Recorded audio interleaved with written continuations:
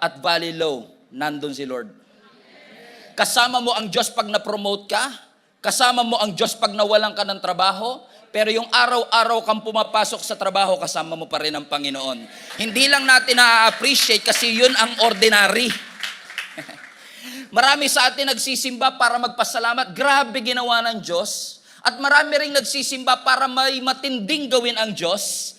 Pero minsan nakakalimutan nating ipagpasalamat yung araw-araw sinusustain niya tayo.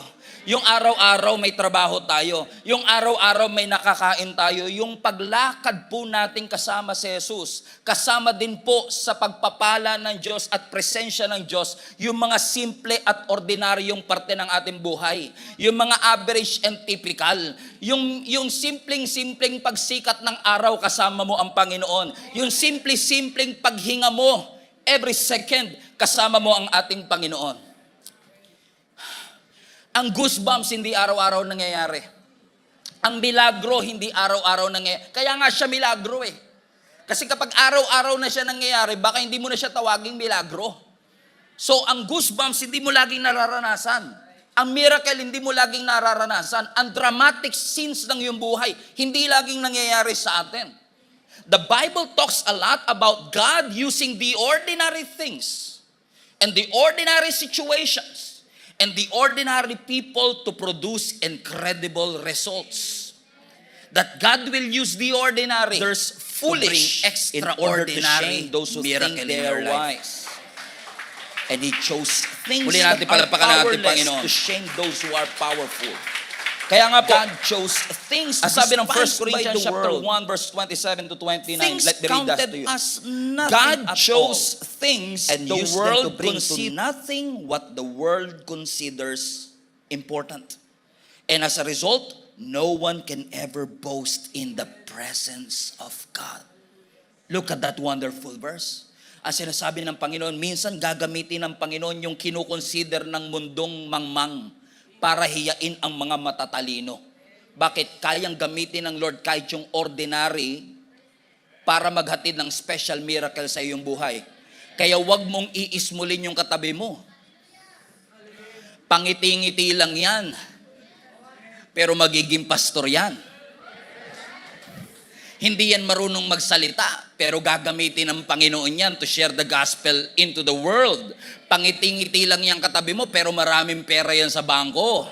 Amen? Pangiti-ngiti lang, mukha lang ordinaryo yung katabi mo, pero parang siopaw yan. Espesyal. Amen? Everybody say special. Naalala nyo si David? Ginamit ng Lord si David kasama yung kanyang ordinaryong tirador para babagsakin si Goliath. Naalala niyo yung widow sa Old Testament? Amen? Yung babaeng namatayan ng asawa, ginamit ng Lord yung ordinaryong mantika para mag-produce ng overflowing miracle. Naalala po ninyo si Pedro? Gamit ang kanyang ordinary fish net na nakahuli ng boat-sinking loads of fishes. Come on, somebody. Naalala po ninyo ang ating Panginoong Yesus, the King of Kings and the Lord of Lords, na ginamit yung ordinaryong sabsaban para pumasok dito sa mundong ating ginagalawan. Naalala nyo si Jesus na naipako sa ordinaryong krus? Kapag sinabi ko ordinaryo, kasi nung unang panahon, yun yung usual death sentence ng mga Romano. At ginamit ng Diyos para iligtas ka. Naalala nyo po yung bata na ibinigay niya yung kanyang 5 tinapay at 2 isda? At ginamit ng Lord yung ordinaryong tinapay at yung ordinaryong isda para pakiinin ng 15,000 people. That is all a proof, mga kapatid, that God can do amazing and extraordinary things.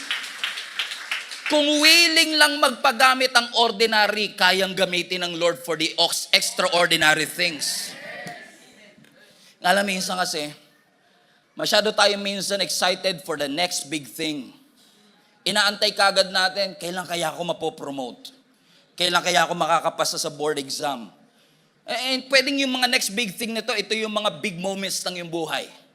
Yung you've been waiting na makapag-propose yung long-time boyfriend mo. You're waiting for that next big thing. Or nag-aantay ka na magkaroon kayo ng first na anak ninyo. O magkaroon ka ng bagong trabaho. O makapag-retire ka na finally sa 40 years na pagtatrabaho mo. Pero kung nag-aantay lang lagi tayo ng big things, kung nag-aantay ka lang lagi ng kilabot, marami kang mamimiss ng mga ordinary things na milagro din na inaalaw ng Diyos na mangyari sa iyong buhay. This message is actually a wake-up call to each and every one of us. Kailangan po nating gumising, mga kapatid. Yung iba, literal, kailangan gumising, tulog na po oh. Okay? Gusto ng Lord gisingin ang ating mga diwa at gamitin ho natin ang lente ng kaharian ng Panginoon because you've been using your perspective and perception na nakakalimutan natin na maraming ginagawa ang Diyos na namimiss natin ginagawa ng Diyos sa iyong buhay. Na minsan dahil masyado tayong familiar, hindi na natin makita ang mga extraordinary things na ginagawa ng Panginoon sa atin pong mga buhay. But how you spend your ordinary days will determine your life. Your relationship with God is not defined by you coming to church every Sunday. Our Christianity is defined by our relationship with God every single day. Hindi ka lang po Christian pag Sunday, right? So kung mag-aantay ka lang lagi ng big moment, big day, Sunday na naman, I'm gonna feel God's presence. But what if in those mundane moments, in those basic days like Monday, Tuesday, and Wednesday, gusto rin ng Panginoon ipakita ang kanyang presensya sa iyo?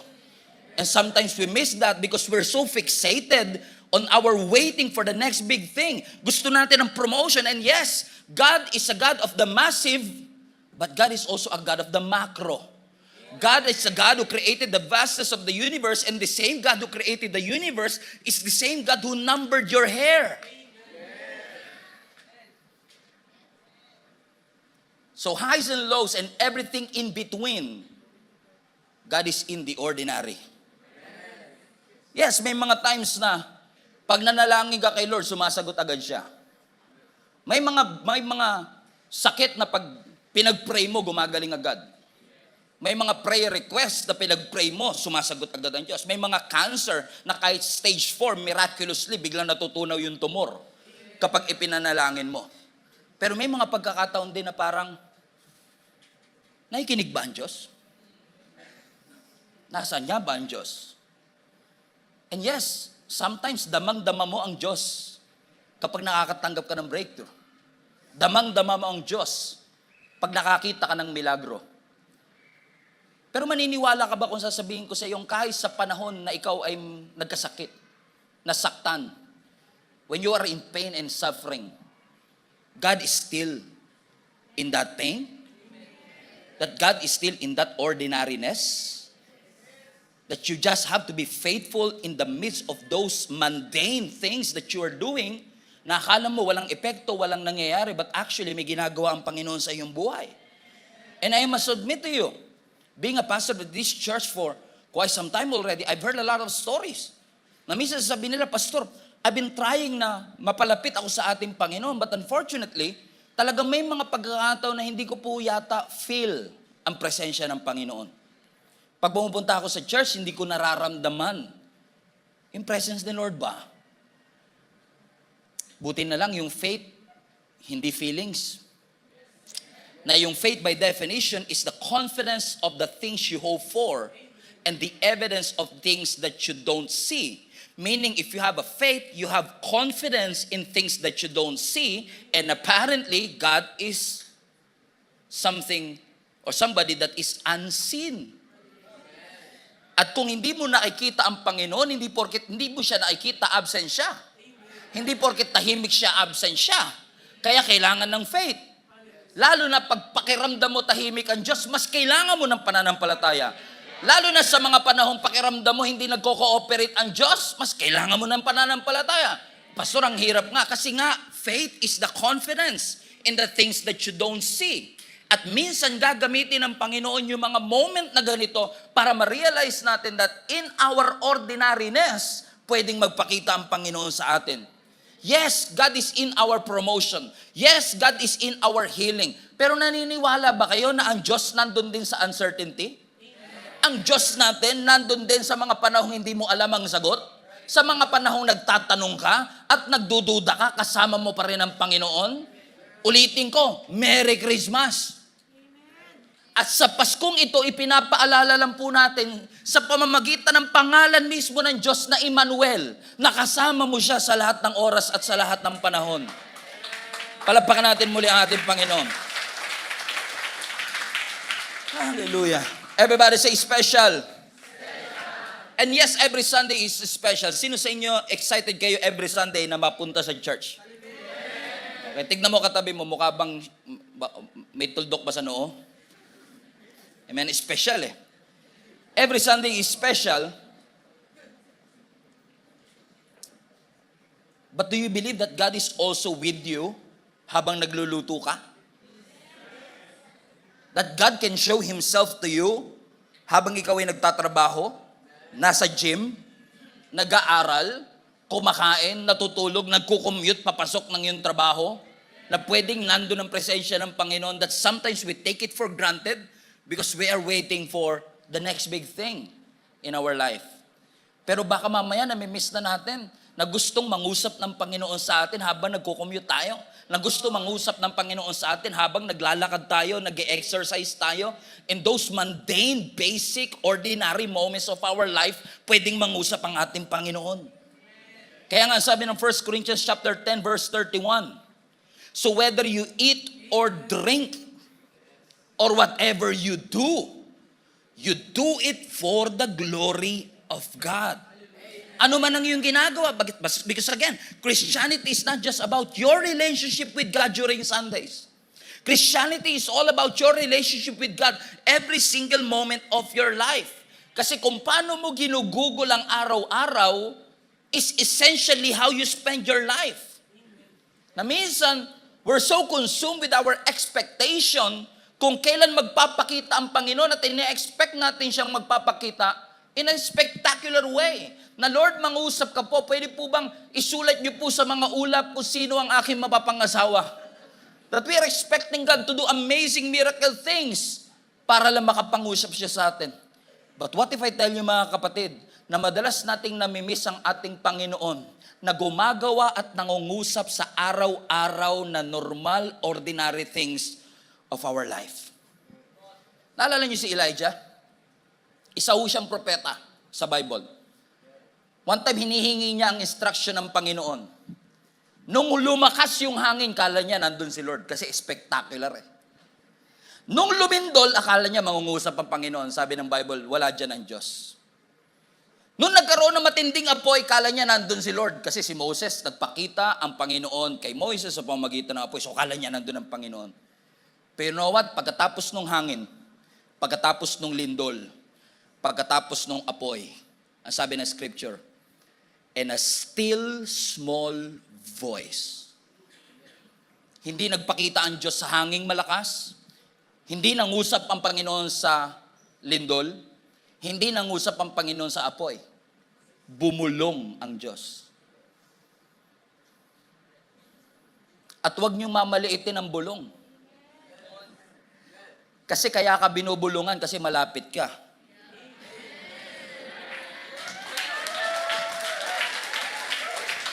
Kasi minsan, pag gusto mo mangusap ang Diyos, gusto mo lagi sumisigaw siya eh. Gusto mo lagi malakas ang boses niya. Kaya minsan hindi mo marinig ang Diyos kasi nag-e-expect ka ng sigaw, ang gusto ng Lord, bulong. Mas intimate kaya yung bulong. Pansinin niyo, ang mga mag-asawa pag bago pa lang, bulungan ang bulungan. Pero pag tumatagal na,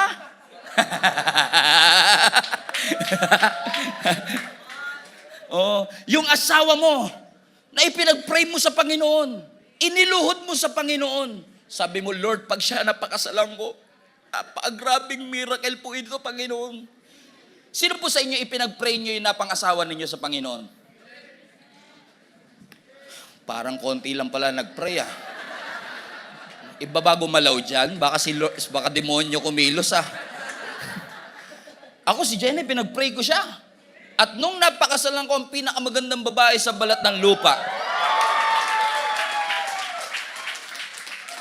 hindi lang maniwala yung mga visitors natin, first time guest na yung mukhang to nakapag-asawa ng pinakamagandang babae sa balat ng lupa. Pero nung napakasalan ko po si Jenny, ang pinakamagandang babae sa balat ng lupa, I consider that to be one of the best miracle that God has ever given to me.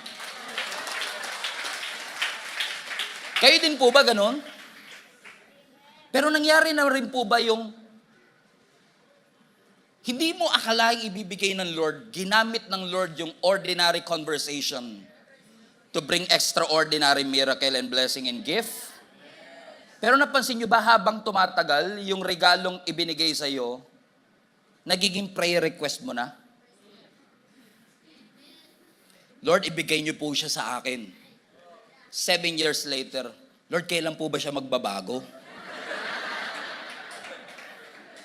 Napansin nyo? Napansin nyo, pag bago pa lang yung mag-asawa, pag inubo yung babae, honey, pa-check up na tayo. Natatakot ako para sa kalusugan mo. Diba? After 3 years, pag umubo yung asawa, kumuha ka nga ng gamot doon. Gamutin mo nga yung ubo mo na yan. Baka mahawa pa ako sa iyo eh.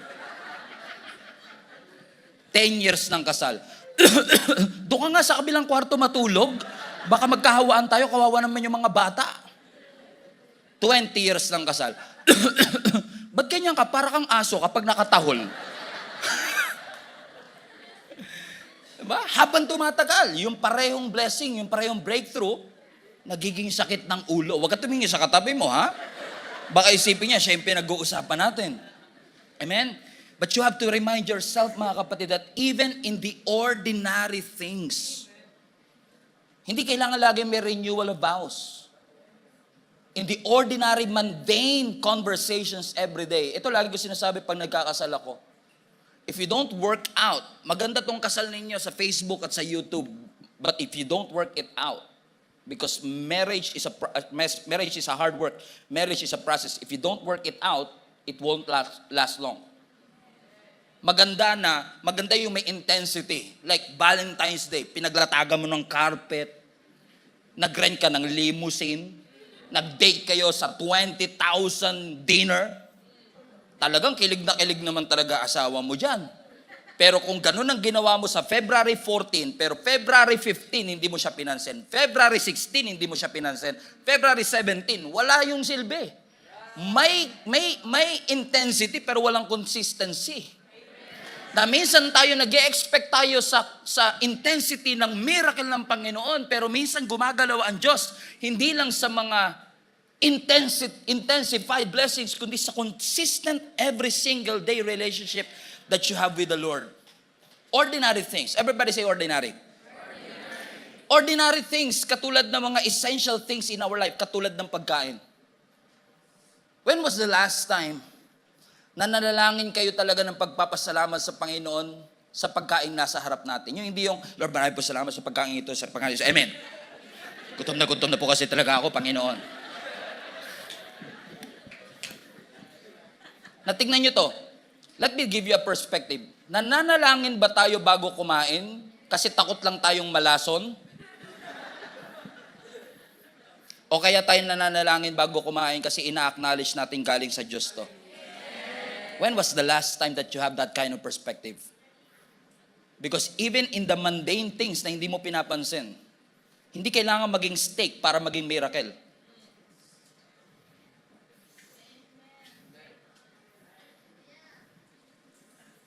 In case lang you're not aware and you have a limited perspective, hindi po lahat ng tao nakakakain ng tama. Sama kayo minsan pag nag-mission kami, makikita ninyo na kahit kuryente, milagro sa kanila. Yung tubig, milagro sa kanila. You have to be reminded that sometimes what we have is already a miracle. Kahit kulang sa palagay natin. Tulad ng mga Israelites. Isa sa pinakamatinding miracle na ginawa ng Lord sa kanila, pinakain sila ng Lord sa desert. Desierto. Na walang pure gold, walang Jollibee, walang KFC, walang Mang Inasal. So walang unlimited rice. Sa loob ng 40 taon. Now, if you don't know the story, ang mga Israelites po ay naalipin for almost 11 generation, 430 years of slavery. Then tinawag ng Lord si Moses para pangunahan po ang paglabas ng mga Israelites sa pagkaalipin and harsh treatment ng Paraon. He was assigned, he was raised to lead the nation out of Egypt. Si Moises na mamamatay tao, nagtatago doon sa desert of Midian for 40 years. And one day, out of nowhere, just an ordinary day, ordinary work, while he was doing his ordinary routine, God showed himself through a burning bush. At doon sa burning bush, nangusap ang Panginoon, ipinakita ng Diyos ang napakagandang plano niya. Nagagamitin siya ng Panginoon para pangunahan at maging leader ng buong bansa para makalaya sila at makita nila ang mga pangako ng Diyos. Pero nung narinig niya yung plano ng Diyos sa kanyang buhay, nagsimula siyang magduda. Sabi niya, Lord, gagamitin mo ako bilang isang leader, hindi ako marunong magsalita. I'm a stutterer, bulol po ako, hindi ko kayang magsalita. And look at what happened. Ano ang sasabihin ko kapag tinanong ako ng Paraon kung sino nagsugo sa akin? Alam mo ginawa ng Panginoon? Look at this. Exodus chapter 4 verse 1. And Moses answered, Lord, kung gagamitin mo akong leader, what if they do not believe in me? What if they do not listen to me? At sabihin nilang, talaga bang nagpakita ang Diyos sa'yo? At sabi ng verse 2, nag-reply ang Panginoon, sabi ng Lord, ano yung nasa kamay mo? Tungkod. Tungkod na hawak-hawak niya everyday. Ordinary stick. Nagamit niya every single day. Ang sabi ng Panginoon, verse 3, itapon mo. Throw it on the ground. And Moses threw it on the ground and it became a snake. And because it became a snake, he ran from it. Sarap din. Ako lang natatawa, no? Okay. Hindi ko alam kung bakit. Hindi nyo nag-gets. Okay, imagine niyo, araw-araw hawak niya yung tungkod. Sabi niya, Lord, paano ko papaniwalaan? Paano ko papaliwalaan? Sabi ng Lord, ano yung hawak mo? Hindi niya yun alam. Na nasa kamay niya na pala. Yung gagamitin ng Panginoon para maging platform, yung ordinary things na lagi niyang hawak, lagi niyang kita. Sino ba mag-aakala na yun ang gagamitin ng Panginoon para magatid ng milagro? Na sa sobrang tindi ng miracle, kahit siya natakot siya sa sarili niyang tungkod, na lagi niyang hawak. Because God can do something in what you have. Na kahit ikaw magugulat ka, paanong ginamit ng Lord na maging spokesperson yung bulol? Paano nangyari na naging leader yung mahiyain? Paano nangyari na naging pastor pa yung may criminal record? Kasi minsan magugulat ka that in our ordinariness, pwedeng gamitin ng Lord yung mga bagay na lagi mong hawak, lagi mo nakikita para maging platform ng kaharian ng Panginoon. This is where we came to the point number 1. What if the ordinary things in your life becomes a miracle? Mga bagay na lagi mo nakikita, mga bagay na lagi mong hawak, pwedeng gamitin ng Lord para maging platform ng kanyang milagro. Tulad ni Moises. Ordinary yung stick, ordinary yung tungkod, naging symbol ng kanyang kapangyarihan. Yun yung parehong stick na ginamit niya to part the Red Sea. Yun yung parehong stick na ginamit niyang hinampas niya sa bato at lumabas yung tubig. Sino ba mag-aakala na hawak niya na talaga yung milagro? Sabihin mo nga sa katabi mo, the miracle is in your hands. Put that in the chat. What if the miracle is in your hands already? Kasi minsan tayo, di ba, akala natin makakahanap lang tayo ng miracle kapag may bagong binigay ang Diyos sa atin. Kaya minsan nagugulat tayo na ginamit ng Lord ng milagro yung bagay na hawak mo na. Na hindi ko pala kailangang mandaya para ma-promote.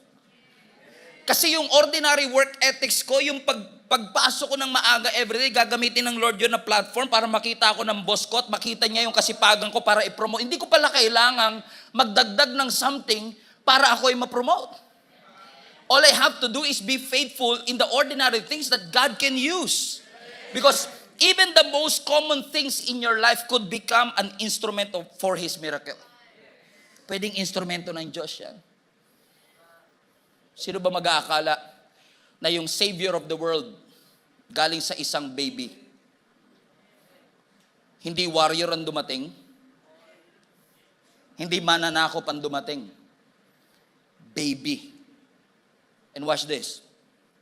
Jesus Christ, who is worthy of our thanksgiving and praise, He lived in obscurity for 3 decades before niya pinerform ang 3 years of extraordinary miracles and ministry.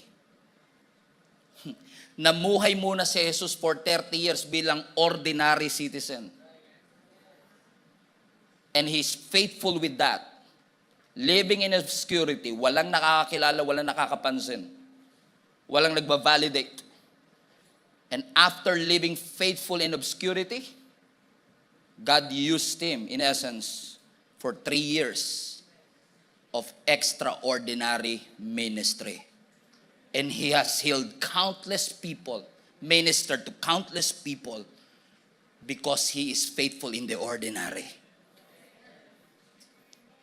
John chapter 4. Yung babae sa balon, naalala niyo yung story na yun? Ano ang purpose ng babae na yun na nasa balon? Mag-iigib lang siya as part of her usual routine. Dala-dala niya yung timbahan niya, araw-araw niya yung ginagawa. Pupunta sa balon, pero at that moment, gumising siya, akala niya ordinary day, at yung ordinary day, naging God moment. Na-meet niya yung living water sa harap ng natural water. Na-meet niya ang ating Panginoon. Sino ba mag-aakala? Kaya minsan kung tinamad ka sa ordinary things, baka hindi mo makita ang extraordinary, kaya huwag kang tatamarin pumasok. Huwag ka tatamarin mag-review. Huwag ka tatamarin umatin ng church. Kasi minsan hindi mo alam ang pwedeng gawin ng Diyos. Gumising ka kanina, akala mo normal Sunday service lang. Tatayo lang ako doon, kakanta ng konti, taas ng kalahati. Uuwi ako, parang walang nangyari. I did my best, I did my part, I'm a Christian. Pero magugulat ka, ngayon mo mai-encounter ang extraordinary miracle ng Panginoon. What if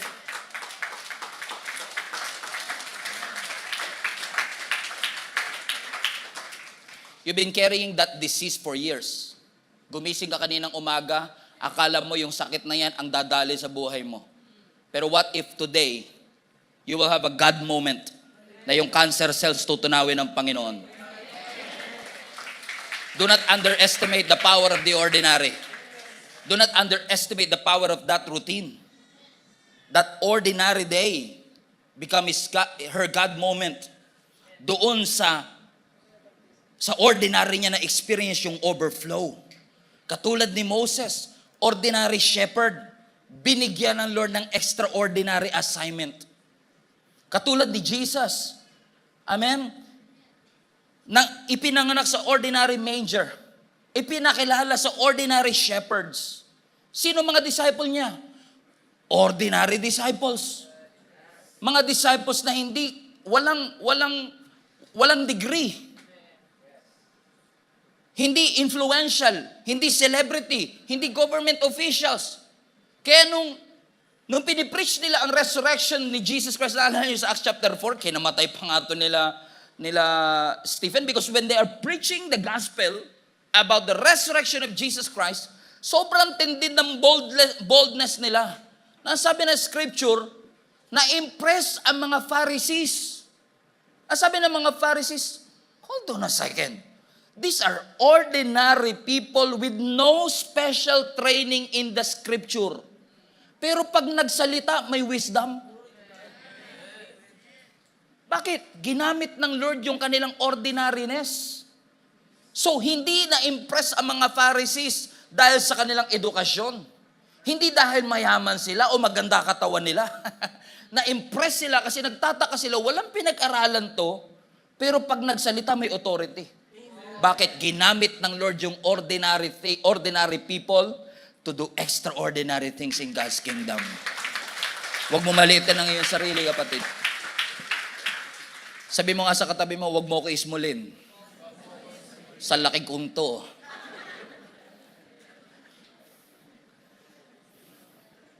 I believe, alam nyo, itong message na to, nagme-minister mismo sa akin. For the past few months, I've been so busy ministering to the church, ministering to the body of Christ. I've been preaching to different conferences and different churches in our country. And I say this with all humility, preaching in thousands of people, sitting with influential people, celebrities, and all of that. Then one day, out of nowhere, just an ordinary thing, habang nakaupo ako sa table, waiting for my turn na mag-speak sa isang conference, katabi ko, Vice President ng kumpanya, CFO ng isang malaking kumpanya, may-ari ng multi-million dollar company in the Philippines. Lahat nung ka-table ko, mga may FOs, basta may C, CEO, CFO, COO, lahat ng C nandun. Sino ba mag-aakala na that same table na may CFO, may Vice President, may may-ari ng multi-million dollar company, then pagdating sa akin, Stephen Prado, ipinanganak sa Asogi Street, Tugatog, Malabon. Lugar ng may baha, snatcher. Nag-aral sa Epifanio de los Santos Elementary School. Nag-high school sa Tugatog National High School. Nag 2 years sa Torres National High School. Nag-college sa Polytechnic University of the Philippines. Ang katabi mo, may-ari ng multi-million dollar company. Katabi mo mga CFO, mga COO, mga hindi ako akalain that I will be on that same table. Pero talagang ibang klase ang Panginoon that God will use the ordinary. I still can't believe, and I'm not making this message about me, but I just can't believe with what God can do in somebody. Like, magpipreach ako ng gospel sa mga taong mas mataas pa ang pinag-aralan sa akin, attorney, doktor, nurse, politician, celebrity.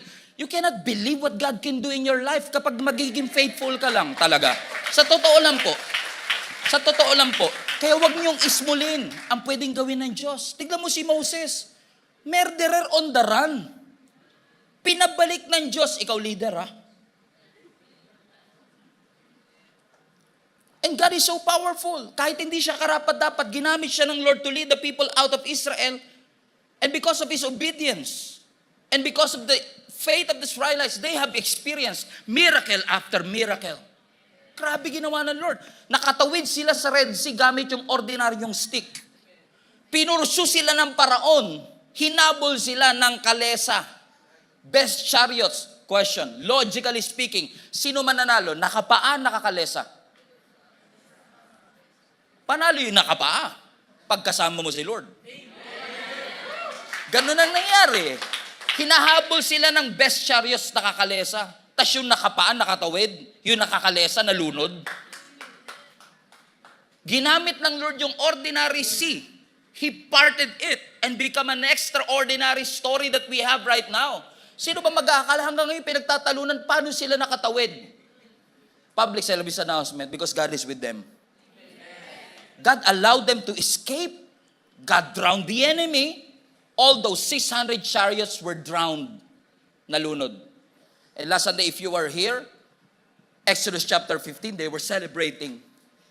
Moses wrote a song. Miriam danced with her tambourine. Remember last Sunday?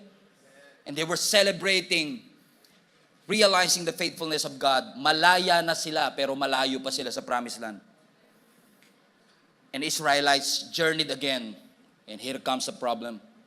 Nung nasa desert na sila, inabot sila ng gutom, inabot sila ng uhaw. At katulad ng katabi mo, pag gutom yan, iba yan. Aba, yung nagse-celebrate, nung nagutom, nagreklamo. Ano ang sabi ng Exodus 16, one chapter after that? The whole Israelite community set out from Elim. Remember last Sunday? So from bitter waters of Mara, dinala sila sa Elim. And now from Elim, verse 16, the whole Israelite community set out from Elim, umalis na sila ng Elim, and came to the desert of Sin, which is between Elim and Sinai, on the 15th day of the second month after they had come out of Egypt. Verse 2, in the desert, the whole community grumbled against Moses and Aaron. The Israelites said to them, if only we had died by the Lord's hand in Egypt, There we sat around pots of meat and ate all the food we wanted. But you have brought us out into this desert to starve this entire assembly to death. Paraphrase. Kung hinayaan nyo na lang sana kaming namatay sa Egypt, mas okay pa. Tapos hinayaan nyo kami dito, kailangan lang naman namin karne. Magsasanggip lang naman pala sila. We need meat. And we need bread. And this is surprising to me. In the midst of their grumbling and complaining, which has become a pattern for them for 40 years, for some supernatural reason, I don't know why, dininig pa rin sila ng Lord. Kaya kahit yung katabi mo, minsan reklamo ng reklamo, naririnig pa rin nila. Ang bait kasi ni Lord eh. Kung ako lang, kung tayo lang, di ba? Ayaw natin ng reklamador eh. Pero sila, nung nagreklamo sila, mas matimbang yung purpose ng Panginoon sa kanila na makatawid sila sa promised land. Anong ginawa ng Diyos? Binigay ng Lord yung meat na gusto nila. Gusto nyo ng karne? 999 lang. Fantastic baka.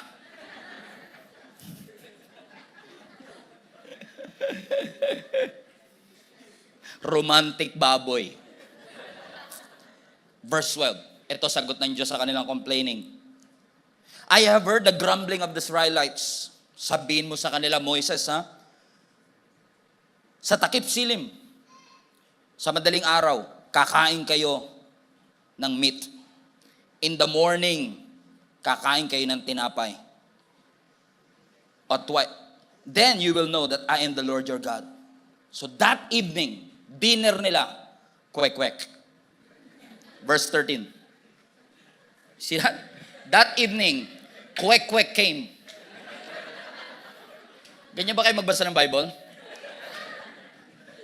Dumating yung pugo.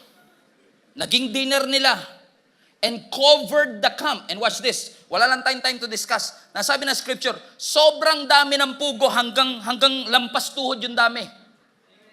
Na nakover. Hindi na nga sila luluhod. Ganon sila kamahal ni Lord. Gaganon na lang sila, oh. Wala lang silang sauce. Mas masarap yung kwek-kwek natin. May sauce. So nakita nila, may kwek-kwek sa gabi. And in the morning, there was a layer of dew o hamog around the camp. And when the dew was gone, so nung umaga, yung hamog dumadapos sa mga halama, sa kanilang tent. At pagka yung dew na wala na, nagiging Coco Crunch. Nagiging thin flakes like frost on the ground appeared in a desert floor. Watch this. Verse 15. Nung nakita ng mga Israelites yung Coco Crunch saka yung kwek-kwek, they said to each other,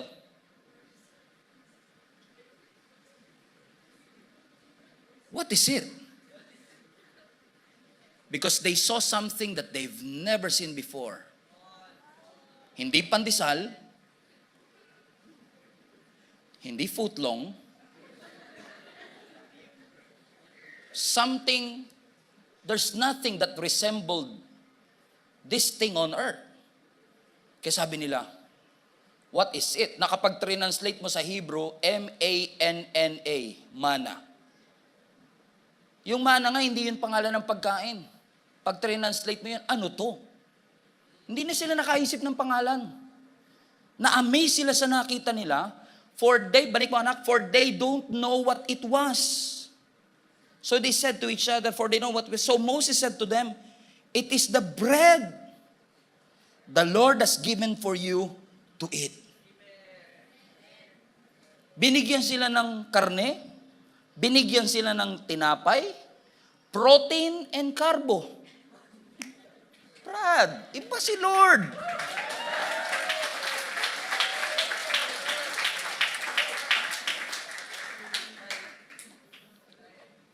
Ginamit ng Lord yung sobrang essential katulad ng pagkain para i-display ang kanyang pagmamahal, para i-display ang kanyang kapangyarihan. Something mundane transformed into something extraordinary na ginamit ng Panginoon. Bakit? Kayang gamitin ng Lord ang pinaka-basic need that you have, katulad ng pagkain, to show Himself to you. So I don't want you to be poisoned with the expectation of miracle na minsan makalimutan mo yung miracle worker that is behind this. Now, question. Pagbukas, pagising nyo ng umaga, pagbukas mo ng pinto, may nakita kang isang plastic bag ng pandesal sa harap ng bahay mo. Milagro ba yun? Milagro talaga yun. Una, hindi kinuha ng kapitbahay mo. That's a miracle. Kasi alas 11 ka na nagising eh. Pangalawa, paano naman mangyayari na yung pandesal mapupunta na lang basta sa harap ng bahay mo? Right? So kung mangyari yun bukas sa inyo, milagro? Parang ayaw na sumagot ang katabi mo ha. Kayo na nga lang sumagot, Global Family. Miracle, right? Eh kung mangyari uli ng Tuesday, miracle? Eh umulit ng Wednesday, Thursday, Friday, Saturday, Sunday, weeksary, Tuesday, Wednesday, and for 40 years, every day, may pandesal sa harap ng bahay. That's a miracle. That's what happened to them. For 40 years, every single day, pagising nila, nandun na yung pandesal. Nandun na yung Coco Crunch sa harap mismo ng bahay nila. At yung dating pinag-pray nila, naging normal, ordinaryo sa harap nila. Because every day, nakita na nila. Alam mo ba yung oxygen na hinihinga mo every second is a miracle na kailangan, listen, na kailangan na ibang tao na nasa ospital ngayon na hirap makahinga? But because it's so normal to us today, we treat it as an ordinary thing. At first, amazed sila by the fact na may nag-a-appear na pagkain sa harap nila. But over time, they take that miracle for granted. Here comes point number 2, yung miracle naging ordinary na.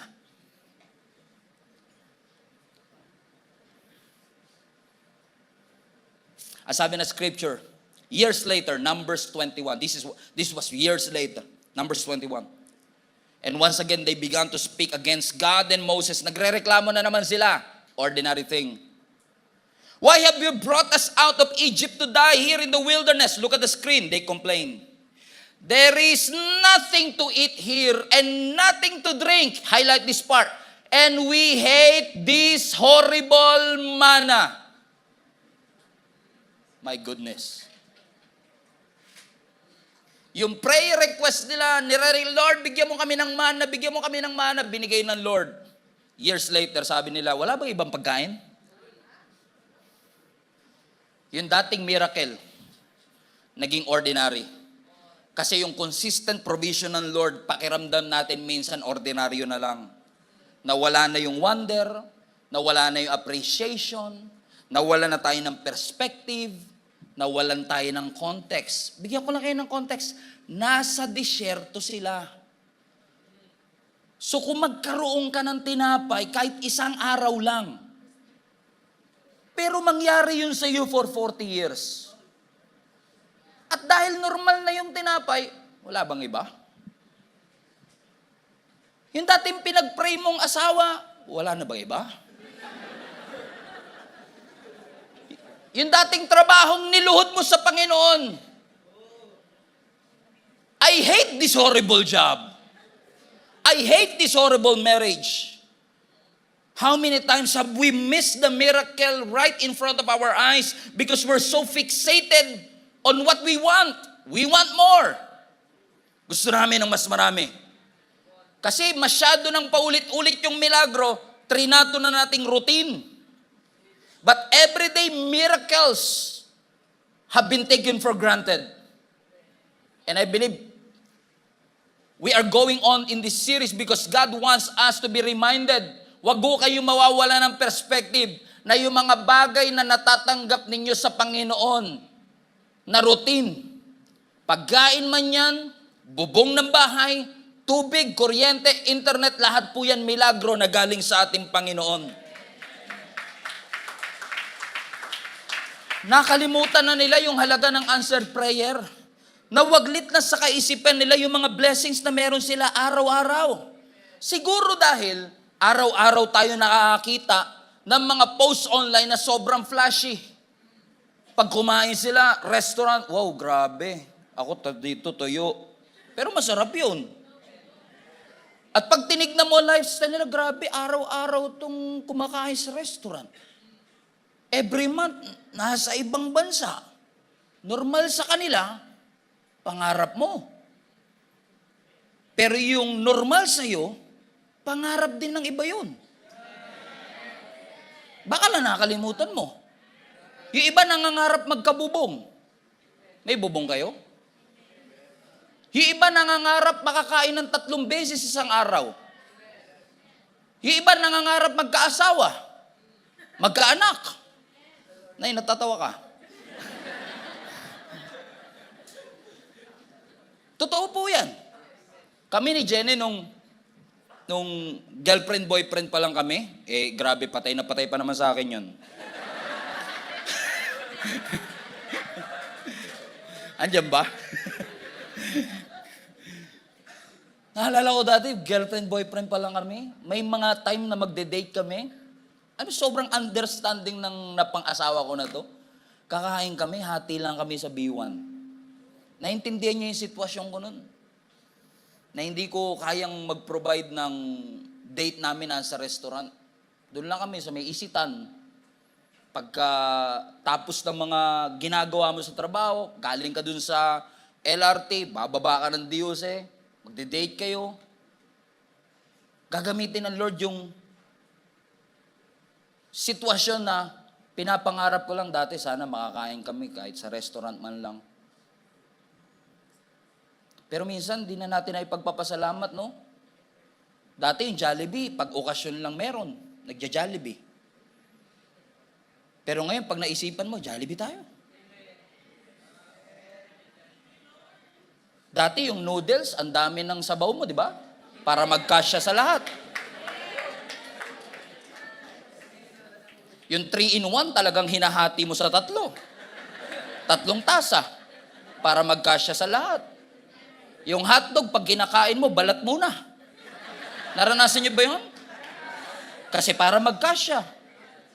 Pero ngayon, meron kayong tender juicy, 2 plastic sa ref. Meron kayong mga frozen meats sa ref. Yung iba sa inyo, pag nag-aircon, 24 hours. Mga dating pinapangarap lang natin, naging ordinaryo na lang. Kasi naghahanap ka na naman ng bagong miracle. Nung nag-start ako magpastor ng church na ito, noong 2013, ito ang simbahan natin noong 2013. This was taken September 2013. Mami Carol, nandiyan ka. Remember that, Tito Ed? Diyan tayo. At this point, nung nandyan kami na nagsisimba, pinagpe-pray namin, main camera, pinagpe-pray namin ito. Ito mismo, yan. Nung nandiyan kami, ito pinagpipray namin na mangyari. Sabi ko nga sa Lord, Lord, patawarin mo ako. Kung may mga pagkakataon ng buhay ko, natutungtong ako sa stage na to every Sunday, without appreciating that this was once a dream and a vision of these people. Hindi lang ako, lahat sila. Ito na kami ngayon.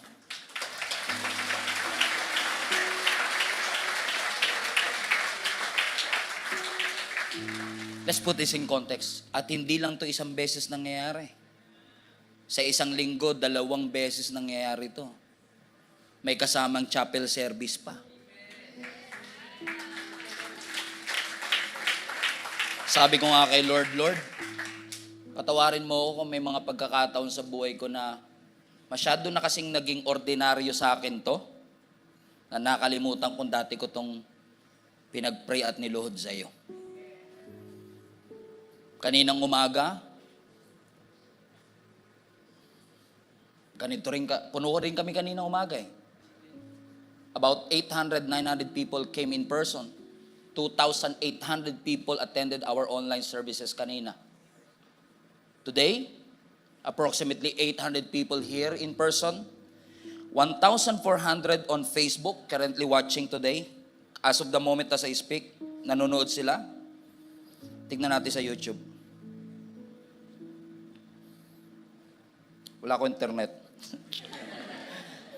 500 people on YouTube, 1,400 on Facebook. How much is it? 1,900 people plus 2,800 people kaninang umaga plus 1,800 in person. Meron pa tayong 6 p.m. mamaya, in person and online, 9 p.m. online service, Monday 8 p.m. That was oh my goodness, Lord. I've never imagined that to happen.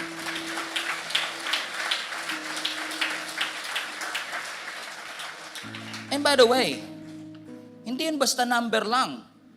Global Fam, prove to us that you are a real person with real lives.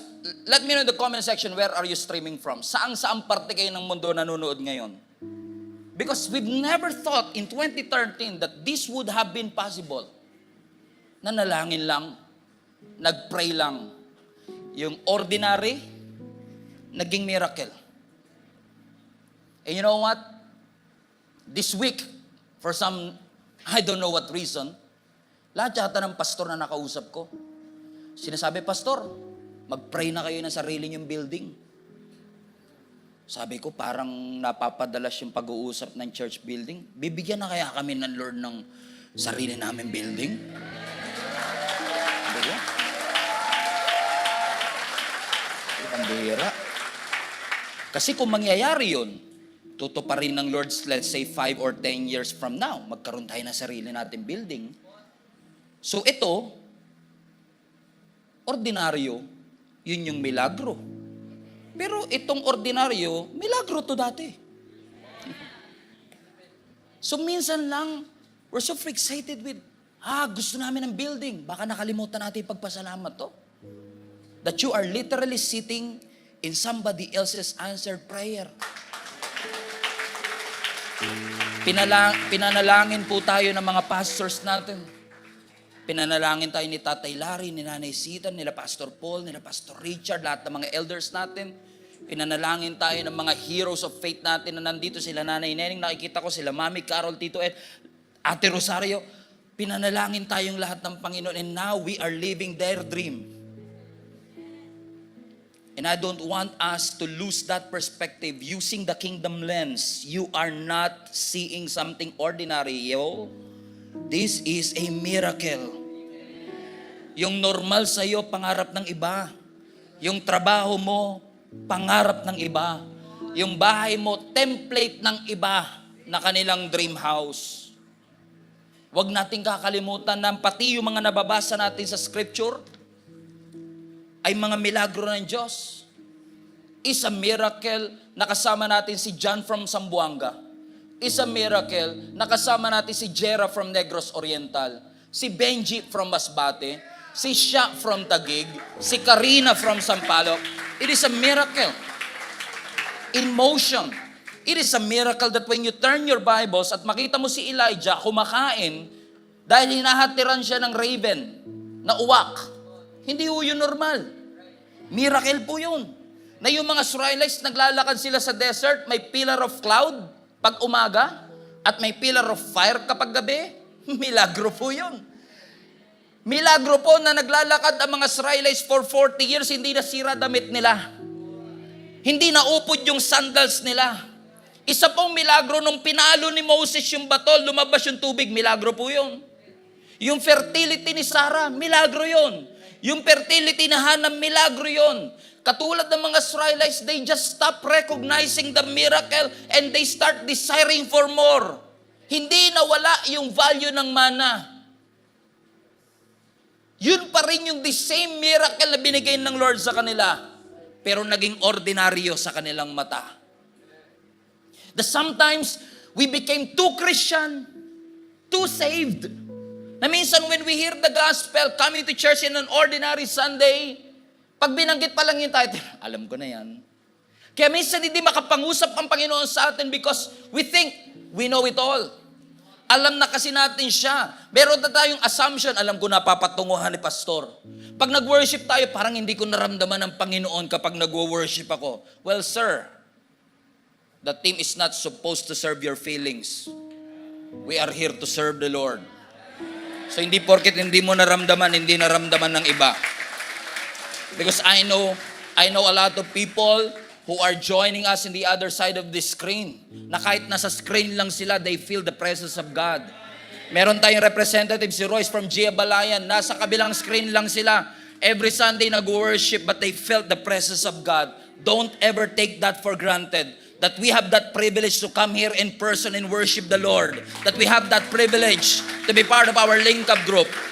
Sa lahat ng mga volunteers natin, listen, sa lahat ng mga volunteers natin, huwag niyong tatanggalin sa perspective ninyo na dati niyong pinag-pray na makatayo, pinag-pray niyo na makapag-serve, pinag-pray niyo. Sa lahat ng mga staff ng church, huwag niyong kakalimutan na nung ini-interview ko kayo, umiiyak kayo because you know you were called.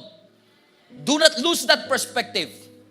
Huwag niyong tatanggalin yung perspective na yon because what you are experiencing and what I am experiencing is the grace of God. Hindi porket 4 ang ipinapanganak every second, hindi na milagro yung panganganak. Miracle pa rin ang birth. Minsan lang mas nagiging totoo yung miracle pag sa'yo nangyari, pag sa asawa mo nangyari. Pero yung bahay natin is a miracle. Yung pagkain natin is a miracle. Every single day, when you look at yourself, when you look at your family, when you look at your house, there's always something. This is a miracle. This food is a miracle. This job is a miracle. This roof is a miracle. This floor is a miracle.